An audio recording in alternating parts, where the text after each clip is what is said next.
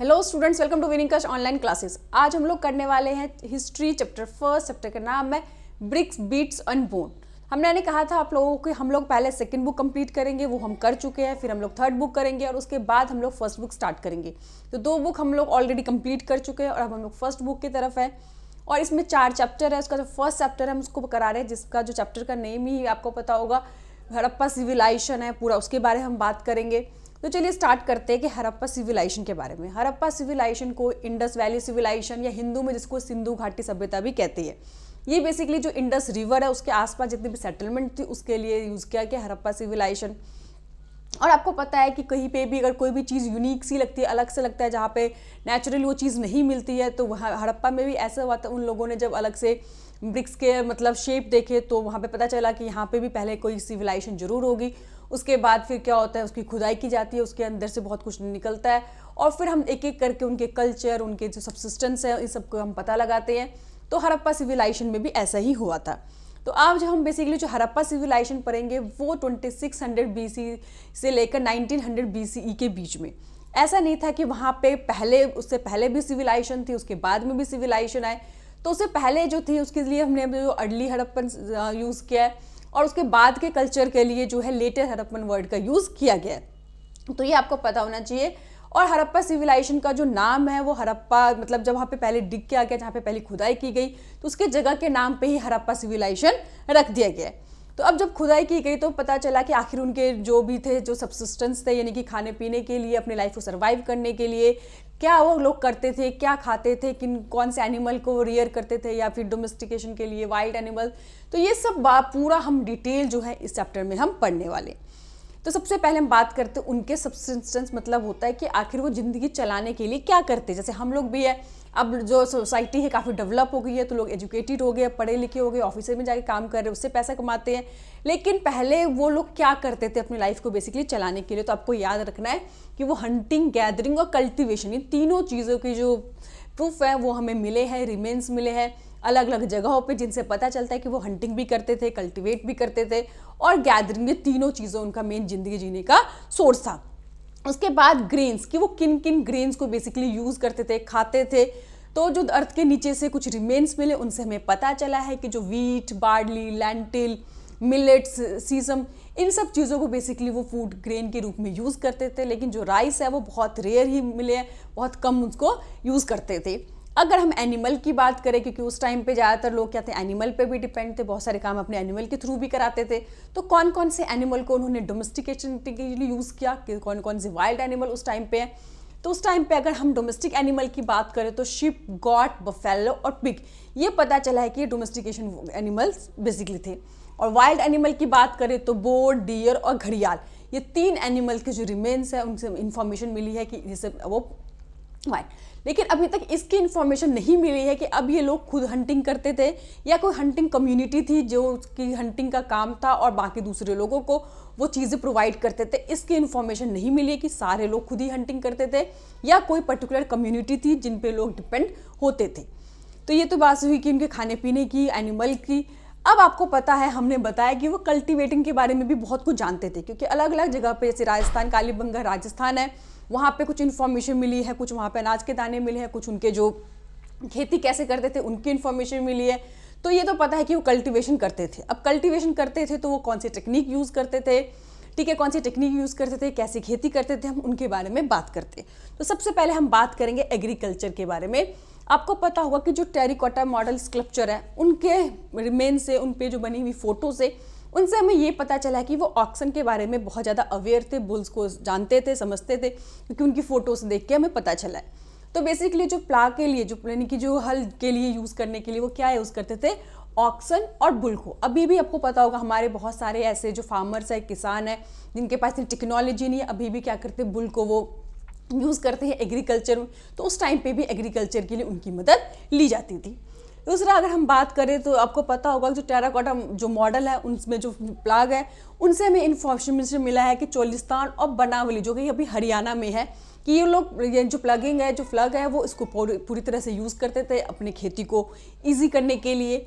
उसके बाद कालीबंगन राजस्थान में ऐसी मतलब कुछ खुदाई हुई तो पता चला जमीन के अंदर देखा गया कि वो बेसिकली 2 क्रॉप को एक साथ ग्रो करते थे, यानी कि वो उस टाइम पे भी कितने एडवांस है। आप समझिए कि एक खेत पे पीस ऑफ लैंड पे वो 2 तरह की खेती करते थे, यानी कि एक इस तरह से और एक इस तरह से, यानी कि इस तरह से यहाँ पे कोई और एक एग्रीकल्चर कर रहे हैं, यहाँ पे कोई दूसरा फूड ग्रेन वो ग्रो कर रहे हैं। तो इस तरह से बेसिकली क्या करते थे, 2 क्रॉप को एक ही लैंड पे वो ग्रो करते थे। ऐसी इन्फॉर्मेशन में कहाँ से मिली, कालीबंगन, जो कि बेसिकली राजस्थान में पड़ता है।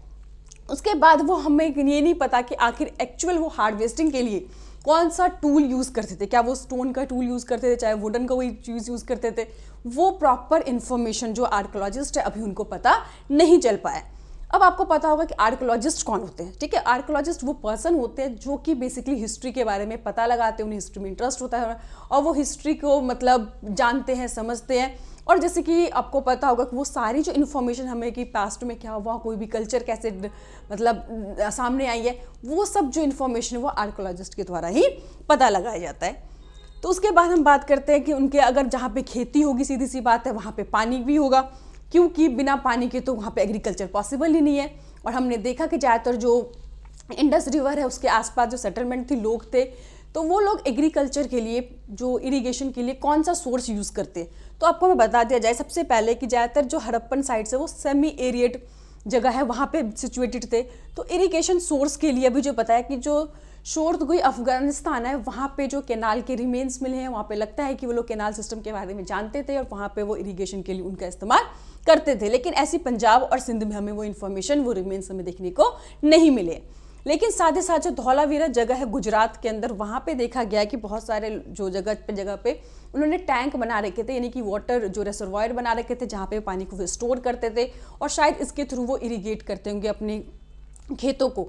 तो यानी कि ये हमें समझ में आ रहा है कि इरिगेशन का इस तरह से उन्होंने सोर्स बना रखा था। कहीं पे वो कनाल सिस्टम यूज़ करते थे, कहीं पे वो टैंक यूज़ करते थे, वाटर रिजर्वर बनाए थे। यानी कि उस जमाने में भी वो लोग कितने एडवांस थे, 2 तरह की खेती करना जानते थे। खेती को काम के आसान करने के लिए वो एनिमल का भी यूज़ करते थे, टेक्निक भी उनके पास थी, इरिगेशन के बहुत तरह के उन्होंने सोर्स डेवलप कर लिए थे। तो ये सब हम पढ़ रहे कि उस ज़माने में, इतने पुराने ज़माने में भी वो लोग कितने ज़्यादा अवेयर थे, नॉलेज थे, इन सब चीज़ों को हमें जानकर पता चला है। अब हम बात करते हैं कि हड़प्पा के जो सबसे ज़्यादा जो अर्बन सिटी है, यानी कि मॉडर्न सिटी जिसे हम कह सकते हैं, वेल प्लान्ड सिटी, वो क्या था, मोहनजोदड़ो। चाहे वो मोहनजोदड़ो बोलो, कई लोग मोहनजोदारो बोलते हैं। तो हम उसकी बात करेंगे क्योंकि सबसे हड़प्पा के जो साइट में जो सबसे ज़्यादा डेवलप सिटी थी वो मोहनजोदड़ो। तो मोहनजोदड़ो के अंदर जितने भी मतलब हम पढ़ेंगे, जैसे कि ड्रेनेज सिस्टम पढ़ेंगे, उनके घर की आर्किटेक्चर पढ़ेंगे, ठीक है, इन सब बारे में हम पढ़ेंगे। क्योंकि यहाँ इस चैप्टर में से जो एक बहुत इंपॉर्टेंट क्वेश्चन आता है वो मोहनजोदड़ो के जो ड्रेनेज सिस्टम है उसके बारे में क्वेश्चन जरूर आता है। तो इसलिए आपको ड्रेनेज सिस्टम पे अच्छे से काम करना है, आपको लर्न करना है। तो चलिए हम स्टार्ट करते हैं कि मोहनजोदड़ो के बारे में, कि जो मोहनजोदड़ो था वो जो पूरा जो एरिया था, वहाँ पे जो सिटी हम कह सकते हैं, वहाँ पे 2 सेटलमेंट्स में डिवाइडेड थी, ठीक है। आपको याद रखना है कि 2 सेटलमेंट्स में क्या थे, डिवाइडेड थे। एक था आपको पता होगा सिटाडेल और दूसरा क्या था यहाँ पे आपको लोअर टाउन। अब ये सिटाडेल और लोअर टाउन में क्या डिफरेंस है, सबसे पहले जो सिटाडेल की बात करते हैं, ये क्या थे बेसिकली कि यहाँ पे मतलब एरिया मतलब बहुत ही छोटी जगह थी, लेकिन बहुत मतलब हाई बिल्डिंग्स थे यहाँ पे, हाई फोर्टिफिकेशन था, बड़े बड़े वॉल्स थे यहाँ पे, और ऐसा लगता था कि ये लोग बेसिकली ये जो एरिया है वो पब्लिक पर्पज़ के लिए यूज़ किया जाता था यहाँ पे, क्योंकि ग्रेनरीज मिले हैं, वेयर हाउसेज मिले हैं, द ग्रेट बाथ मिले हैं। ग्रेनरी आपको पता होगा कि बेसिकली जो फूड ग्रेन को जहाँ पे स्टोर करके रखा जाता है उसको ग्रेनरीज कहते हैं। और वहाँ पे जो रिमेन्स मिले हैं कि बेसिकली जो लोअर पोर्शन था उन्होंने ब्रिक से, वॉल से बना के रखा था, तो उसके रिमेन्स तो अभी भी मिल गए हैं। लेकिन जो ऊपर का पोर्शन था ऐसा लगता है कि शायद उन्होंने वुडन से बनाए रखा होगा और वो पूरी तरह से क्या हो चुके हैं, डिस्ट्रॉय हो चुके हैं, ठीक है। तो यहाँ पे याद रखना है आपको, जो सिटाडेल है वो पब्लिक पर्पज़ के लिए यूज़ किया था, वहाँ पे हाई वॉल थे, फोर्टिफाइड एरियाज था, ग्रीनरीज थे, द ग्रेट बाथ सिस्टम था। तो ग्रेट बाथ सिस्टम क्या, अब हम वो समझते हैं। आपको पता होगा जो कोर्ट यार्ड, जिसे हिंदी में आंगन कहते हैं, वहाँ पे क्या था, कोर्ट यार्ड के अंदर उन्होंने रेक्टेंगल एक शेप बना रखा था, वहाँ पे मतलब पानी का सिस्टम था, वहाँ पे बहुत सारे कॉरिडोर्स थे। तो कॉरिडोर के बगल से उन्होंने क्या कर रखा था, छोटे मतलब बाथरूम्स बना रखे थे। और वहाँ पे होता क्या था कि ऐसा कि नॉर्मल लोग नहाने के लिए नहीं जाते होंगे, वहाँ पे जो रिचुअल बाथ होता है, यानी कि सिर्फ धार्मिक स्नान कहते हैं, अभी भी आप लोग देखते होंगे कि मतलब धर्म के लिए लोग जगह जगह पे स्नान करने जाते हैं, धर्म के महत्व के लिए। तो ये हमें ऐसा लगता होगा कोई इंडिविजुअल नहीं था, बहुत बड़ा बना हुआ था, अलग अलग जगह पे मतलब एरियाज बने हुए थे, वहाँ पे जो रिचुअल बाथ्स के लिए बेसिकली इसको यूज़ किया जाता था। और इसमें भी ड्रेनेज सिस्टम हमने पढ़ा, ये आगे भी हम पढ़ेंगे कि उसकी बहुत ही अच्छी थी। तो किस तरह से उन्होंने क्या कर रखा था, मतलब जो भी ड्रेनेज सिस्टम था, जो स्ट्रीट ड्रेनेज होता है उनसे डायरेक्ट कनेक्ट करते थे ताकि जो भी गंदा पानी है वहाँ से वो ईजिली डायरेक्टली निकल जाए। तो ये हो गई बेसिकली सिटाडेल के बारे में। अगर हम उसकी बात करें लोअर टाउन की, तो ये रेजिडेंशियल पर्पज़ के लिए यूज़ करते थे, लोग रहने के लिए यूज़ करते थे। अब यहाँ पे होता है क्या था, कुछ मतलब छोटे घर भी थे, कुछ बड़े हाउसेस थे, कुछ मल्टी स्टोरी बिल्डिंग थी, क्योंकि कुछ के जो स्टेयर केसेस हैं उनके रिमेन्स मिले, जिसे लगता है कि ऊपर जाने के लिए उन्होंने सीढ़ियों का भी इस्तेमाल किया होगा। तो ये सब जो चीज़ें हैं अब इतनी पुरानी चीज़ें हैं, लेकिन जो जो हम उनको रिमेन्स मिले हैं, जो जो उनके अवशेष मिले हैं, उनसे हम लोगों ने पता लगाया कि ये सब इस तरह से वो लाइफ जीते होंगे, ये सब खाते होंगे, ये एनिमल को जानते होंगे। तो ये हम बेसिकली जो हड़प्पा सिविलाइजेशन के बारे में पढ़ रहे हैं कि क्या क्या सिस्टम था। उसके बाद हम बात करें ड्रेनेज सिस्टम की। मोहनजोदारो मैंने बताया it's a very important topic कि ड्रेनेज सिस्टम। सबसे पहले देखिए उन्होंने, वो लोग उस जमाने में भी कितने ज़्यादा साइंटिफिकली थे कि घर के अंदर जितने भी गंदे पानी है, वॉशरूम का पानी है, वो किस तरह से डायरेक्टली जो स्ट्रीट के जो ड्रेन होते हैं उससे वो पूरा कनेक्ट हो। तो पहले क्या होता है, जो स्ट्रीट के और जो भी मतलब जो भी स्ट्रीट हो गया या जो भी रोड हो गया उनके बीच में होता क्या था कि 90 डिग्री पे एंगल काटते थे, ग्रिड पैटर्न्स बनाए हुए थे। घर के अंदर एक ऐसे जरूर ड्रेनेज थे जो डायरेक्ट स्ट्रीट ड्रेनेज से कनेक्टेड थे, ताकि घर का जितना भी गंदा पानी है वो निकल सके। ताकि साफ़ सफाई का उन्होंने बहुत ध्यान रखा था, नालियों को उन्होंने ओपन मतलब छोड़ा हुआ था ताकि उसको साफ़ किया जा सके। तो ये सब जो ड्रेनेज सिस्टम था वो बहुत इंपॉर्टेंट था। उस टाइम पे भी उन्होंने कितना ज़्यादा ध्यान रखा कि घर के जितना भी वेस्ट है, गंदा पानी है, वो सिस्टमेटिकली निकलता रहे। और जो भी घर के अंदर जिन्होंने बनाया था कि जो भी स्ट्रीट ड्रेन है वो डायरेक्टली जो घर के ड्रेनेज सिस्टम से उन्होंने कनेक्ट कर रखा था। तो ये एक इंपॉर्टेंट टॉपिक है। अब हम बात करते हैं डोमेस्टिक आर्किटेक्चर कि उनके घर कैसे बने हुए थे। तो आपको देखना है क्या है कि आप लोगों ने सुना होगा कि उनके जो घर वो प्राइवेसी का बहुत ध्यान रखते थे, ठीक है, कि ऐसा नहीं कोई भी आपके घर में आए और सीधा आपके घर में जो भी कुछ हो रहा है वो उसको देख सके, ऐसा सिस्टम नहीं था। होता क्या था वो लोग कि आपको पता होगा कोर्ट यार्ड जिसे हम आंगन कहते हैं, सबसे पहले खुला हुआ आंगन होता था, उसके बाद क्या होते थे ऐसे कमरे बने होते थे ताकि कोई भी एंटर करे तो पहले क्या हो जाए कोर्ट यार्ड में एंटर करे, वहाँ पे उसको बिठाया जा सके। उसके बाद हॉट और ड्राई डेज में बेसिकली वहाँ पे कुकिंग के लिए, वीविंग के लिए उन सब में वहाँ पे इस्तेमाल किए जाते थे। हर एक घर का अपना क्या होता था, एक वॉशरूम होता था जो मैंने बताया कि जो स्ट्रीट ड्रेनेज से कनेक्टेड होता था। और जो भी लोअर मतलब जो भी लोअर लेवल पे घर होते थे, जैसे कि लोअर फ्लोर पे, उनमें क्या होते थे वॉल के अंदर खिड़कियाँ नहीं होती थी, ठीक है, ये प्राइवेसी कारण बेसिकली, ताकि कोई भी बाहर से आए तो डायरेक्ट वहाँ घर में वो झांक ना सके, देख ना सके घर के अंदर क्या हो रहा है। तो इन सब चीज़ों का उन्होंने बहुत अच्छे से ध्यान रखा हुआ था, ठीक है। तो यहाँ पे ड्रेनेज सिस्टम मैंने बता दिया कि कनेक्ट किया था। और हर एक घर के अंदर जाता है घर में क्या देखा, वेल्स देखेंगे, कुएं देखेंगे, उन्होंने बनाए हुए थे। और कुएं भी उन्होंने इस तरह से बनाए थे, ऐसी जगहों पे बनाए थे ताकि आने जाने वाले जो राहगीर है, जो रास्ते जाने वाले लोग हैं, वो क्या कर सके कि बिना घर के अंदर एंटर किए हुए वो उस पानी को यूज़ कर सके। और मोहनजोदड़ो में याद रखना है टोटल जो कितने कुएँ मिले, 700 ड्रेनेज अभी तक वहाँ पे वेल्स मतलब कुएं की रिमेन्स मिले हैं। तो ये सब हमने क्या पढ़ा मोहनजोदड़ो के बारे में, उनके डोमेस्टिक आर्किटेक्चर कैसे थे, ड्रेनेज सिस्टम कैसे थे, कैसे जो पूरा सेटलमेंट था 2 भागों में डिवाइडेड थे। एक को सिटाडेल कहा गया जो पब्लिक पर्पस के लिए यूज़ करता था, एक को लोअर टाउन कहा गया जो रेजिडेंशियल पर्पस के लिए जहाँ पे लोग रहते थे उन जगह के लिए इस्तेमाल किया गया। तो ये पूरा चैप्टर हमने यहाँ पे देखा है। अब हम आगे पढ़ेंगे। आपको पता होगा कोई भी सेटलमेंट होती है, कहीं पे भी लोग रहते हैं तो वो इक्वली नहीं होते, नहीं कि ऐसा नहीं होगा कि सभी एक जैसे अमीर होंगे, एक जैसे गरीब होंगे, उनमें भी कुछ सोशल डिफरेंसेस होंगे, कुछ रिच होंगे, कुछ मिडिल क्लासेस होंगे, कुछ लोअर क्लासेस के लोग होंगे। तो अब उनकी इन्फॉर्मेशन कैसे पता किया जाएगा, कैसे पता लगाया जाएगा कि वहाँ पे किस तरह का सोशल डिफरेंसेस था, अमीर गरीबों के बीच में कैसे डिफरेंसेस का पता लगाया जाता था। तो उसके लिए सबसे पहले मैंने बताया कि सोशल डिफरेंसेस के लिए जो बरियल्स थे उनका पता लगाया गया। आपको पता होगा कि मोहनजोदड़ो हड़प्पा एक ही टाइम की है। अब आपको पता है कि मिस्र का आपने जरूर सुना होगा जो इजिप्ट जिसे कहते हैं, इजिप्ट का पिरामिड, वहाँ पे ज़्यादातर क्या थे रॉयल फैमिलीज थे, उनके बरियल्स देखने को मिले। वहाँ पे जैसे शब कहते हैं, ग्रेव कहते हैं, कब्र कहते हैं। तो वहाँ पे जब खुदाई हुई तो वहाँ पे क्या देखा गया कि मोहनजोदड़ो को वहाँ पे जो रॉयल फैमिलीज थे जब उनको दफनाया जाता था तो उनके साथ बहुत सारे प्रीशियस स्टोन, मेटल, बहुत ही महंगी महंगी चीज़ों को उनके साथ दबा दिया जाता था। लेकिन हड़प्पा में जब खुदाई हुई तो उनके कब्र से देखा गया कि वहाँ पे ज़्यादातर क्या थे, बहुत ही लो क्वालिटी के सामान थे।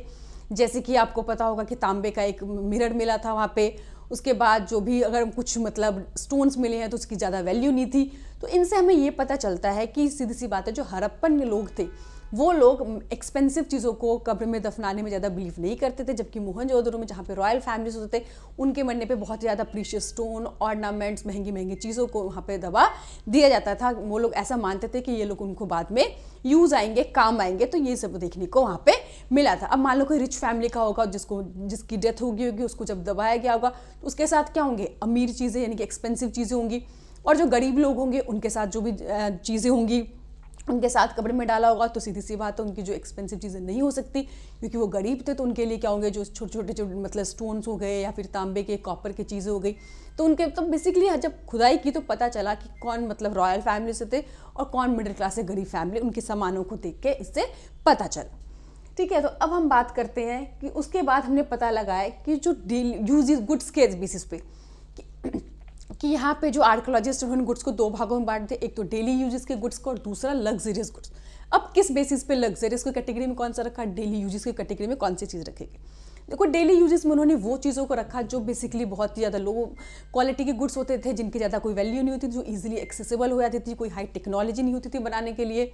तो जिसके अंदर उन्होंने क्या रखा कि डेली यूजेस के गुड्स रखे। और लग्जरियस गुड्स वो होंगे बेसिकली कि जिनकी टेक्नोलॉजी क्या होगी, कुछ कॉम्प्लेक्स होगी, जो रेयर मिलते होंगे, जो आसपास नहीं अवेलेबल होती होंगी, बहुत कम मिलती होंगे।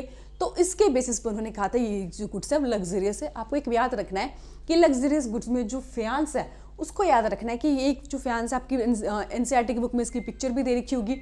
इनके छोटे छोटे पॉट्स बनाए गए थे जहाँ पर बेसिकली जो इत्र कहते हैं ना, कोई भी सुगंधित चीज़ों को उन्होंने स्टोर करने के लिए उसको रखा होगा, और इसको बनाने में ज़्यादा टाइम लगता था, ये रेयरली मतलब मिलते थे। और बड़ी बात यह है कि जो फ्यांस है वो बड़े बड़े जो सेटलमेंट है जैसे कि हड़प्पा, मोहनजोदड़ो, वहीं पे मिले हैं। जो छोटे छोटे सेटलमेंट जैसे कालीबंगन हो गया, इन सब जगहों पे इनके रिमेन्स नहीं मिले। तो इससे भी पता चलता है कि जहाँ पे बड़े बड़े हाई फाई लोग रहते होंगे, अमीर लोग रहते होंगे, वही इन चीज़ों के बारे में अवेयर होंगे, उनको यूज़ करते होंगे, उनको इस्तेमाल करते होंगे। जबकि जो गरीब लोग होंगे वो इन चीज़ों के बारे में इतना यूज़ नहीं करते थे, क्योंकि एक्सपेंसिव था, रेयर था, हाई टेक्नोलॉजी से बने होते थे, तो वो लोग उनके बस की बात नहीं होती थी, इसलिए छोटे सेटलमेंट्स के यहाँ पे रिमेन्स नहीं मिले। तो ये सब चीज़ों के बेसिस पे हम पता लगाते थे, जो भी आर्कोलॉजिस्ट पता लगाए कि ऐसे सोशल डिफरेंसेस सोसाइटी के अंदर उस टाइम पे भी अवेलेबल था। उसके बाद हम बात करते हैं क्राफ्ट प्रोडक्शन। ये बहुत इंपॉर्टेंट टॉपिक है, क्योंकि हड़प्पा सिविलाइजेशन में जो क्राफ्ट है उनकी अपनी एक यूनिकनेस थी, एक अलग ही वैल्यू थी। तो अब सबसे पहले आपको देखने को मिला कि हर जगह पे क्वालिटी थी। कुछ मोहनजोदड़ो की बहुत अच्छी सिस्टम थी, जैसे ड्रेनेज सिस्टम हो गया, हाउसिंग सिस्टम हो गया। तो क्राफ्ट की जब भी बातें करेंगे तो आपको क्या याद रखना है, चनहुद्रो, ये जो बहुत छोटा सा टाइनी सेटलमेंट था as compared to Mohenjodaro, but यहाँ पे पूरी तरह से ये लोग क्या थे, क्राफ्ट में डिवोटेड थे। यानी कि ज़्यादातर जो क्राफ्ट का काम होता था वो बेसिकली ये छोटे से टाइनी सेटलमेंट में ही होते थे। बहुत सारी चीज़ें इनको आसपास नहीं भी मिलती थी, तो दूसरी जगह से कलेक्ट करके लाते थे, वहाँ से मंगाते थे। इनके बने हुए चीज़ें बहुत ही फाइन होती थी, बहुत ही यूनिकनेस होता था इनके अंदर। तो वही है कि यहाँ पे हम बात करेंगे कि जो bead making, shell cutting, metal working, seal making, weight making, ये सभी चीज़ें एक छोटा सा सेटलमेंट था, बट सब कुछ यहाँ पे क्राफ्ट का बहुत ही अच्छा फाइन काम होता था।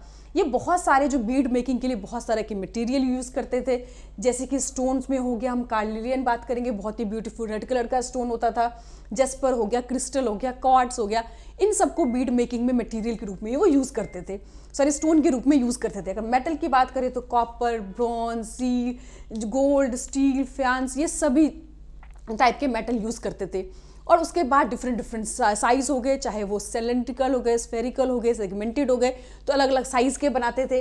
और इस कई बार क्या करते थे कि दो से ज़्यादा बीट्स बनाने के लिए, आपस में उसको सीमेंटेड करने के लिए, जोड़ने के लिए गोल्ड कैप्स का यूज़ करते थे। तो ये बड़े यूनिक थे उस टाइम में भी, कितने ज़्यादा मतलब ट्रेंड, मतलब एक तरह से कह सकते हैं कि मतलब आर्टिस्ट थे कि बीड मेकिंग को इतना सुंदर तरीके से बनाते थे, अलग अलग मटेरियल यूज़ करते थे, अलग अलग स्टोन यूज़ करते थे, अलग अलग डिफरेंट शेप का बनाते थे, साइज़ का बनाते थे। अब इन सब चीज़ों को बनाने के लिए मटेरियल तो उनको इजीली सभी जगह से अवेलेबल नहीं होगी, तो कैसे वो कुछ मटेरियल उनके आसपास ही मिल जाते थे, कुछ मटेरियल को दूर से भी मंगाने पड़ते थे। तो कैसे वो मटेरियल उसको एक्सचेंज करते थे, खरीदते थे, लाते थे, फिर वो बनाते थे। तो ये पूरा जो सिस्टम था वो चनहुद्रो के अंदर बहुत ही ज़्यादा फेमस था ये। तो अब हम बात करेंगे कि material from the sub continent beyond, कभी कभी इनको दूर से भी मटेरियल लाने पड़ते थे यहाँ पे चीज़ों को बनाने के लिए। तो आपको पता होना चाहिए कि कौन सी चीज़ें कहाँ पे बेसिकली मिलती थी, कौन चीज़ें किस चीज़ के लिए पॉपुलर थी। तो सबसे पहले हम बात करते हैं यहाँ पे जो नागाशुर बालाकोट, आप लोगों ने इसके नाम पहले भी सुने होंगे। तो यहाँ पे शेल जो है यहाँ पे बहुत ज़्यादा मिलता था यहाँ पे, और यहाँ पे बेसिकली क्या है कि जो अफगानिस्तान का जो शर्त गई है, यहाँ पे एक ब्लू कलर का स्टोन था जिसकी बहुत ज़्यादा वैल्यू थी, बहुत ही प्रीशियस स्टोन के अंदर आता था। वो कहाँ पे मिलता था? अफगानिस्तान के अंदर। लोथल की बात करें तो यहाँ पे क्या मिलता था? कार्डियन मेटल जो है वो राजस्थान से लाते थे। खेतरी एरिया में जो राजस्थान है वो कॉपर के लिए था, साउथ इंडिया गोल्ड के लिए था। तो ये सब हमने देखा कि अलग अलग जगह से अलग अलग तरीकों से क्या करते थे, सभी मेटल को कलेक्ट करते थे, कहीं से स्टोन को लाते थे, ठीक है, अलग अलग शेप के, अलग अलग साइज के, फिर वो क्या करते थे, इसको बीड मेकिंग करते थे, यानी कि बनाते थे। तो ये आपको याद रखना है, 1 मार्क्स में क्वेश्चन आ सकता है कि कौन सा सेटलमेंट जो बेसिकली क्राफ्ट के लिए बहुत ज़्यादा पॉपुलर था, और कुछ कुछ आपको याद रखना है कि कहाँ पे कौन सी चीज़ें पॉपुलर थी, कहाँ से किस चीज़ों को लाया जाता था, क्योंकि आप लोगों के 1 मार्क्स में MCQ में क्वेश्चन आते हैं, तो इसीलिए आपको ये याद रखना है। तो याद रखना है कौन सा नाम था? चनहुंद्रो। ये टाइनी, बहुत छोटा सेटलमेंट था। यहाँ पे मोहनजोदड़ो, हड़प्पा की तरह काफ़ी बड़े नहीं थे, लेकिन फिर भी जो क्राफ्ट प्रोडक्शन है वो यहाँ का इतना ज़्यादा पॉपुलर था कि पूरा जो सिविलाइजेशन है वो इसी काम पे क्या थे, डिपेंडेंट थे अपनी ज़िंदगी को चलाने के लिए। तो यहाँ तक हम लोगों ने हाफ चैप्टर को कवर किया। बाकी के जो हाफ चैप्टर है हम लोग नेक्स्ट क्लास में कवर करेंगे, क्योंकि मैंने बताया था कि हिस्ट्री कभी भी एक साथ हम नहीं पढ़ेंगे, क्योंकि एक साथ सारा कुछ पढ़ लेंगे तो हमारे दिमाग में कुछ भी नहीं रहेगा, बहुत कन्फ्यूजन हो जाती है। हिस्ट्री वैसे बहुत कुछ डेट वगैरह में बच्चों को कन्फ्यूजन होती है। तो आई होप आप लोगों को समझ में आ गया होगा। मैंने आप लोगों को पहले भी कहा था कि अगर आप लोग अच्छा पढ़ेंगे तो आप लोग को नोट्स भी, सारे चैप्टर के नोट्स ईजिली मिल जाएंगे। अगर कोई भी दिक्कत हो तो आप लोग मुझे कमेंट कीजिए। अगर आपको यहाँ पे नहीं दिख रहा है इतने अच्छे से, तो मैंने बताया था कि आपको कोई परेशान होने की बात नहीं है, क्योंकि नोट्स के लिए आप लोग विनिंग क्वेस्ट ऐप को डाउनलोड कीजिए। वहाँ पे आपको सारे चैप्टर के इजीली नोट्स मिल जाएंगे, इंपॉर्टेंट क्वेश्चन मिल जाएंगे, MCQ के क्वेश्चंस मिल जाएंगे। तो आई होप आप सबको इस चीज़ समझ में आ गई होगी। Thank you.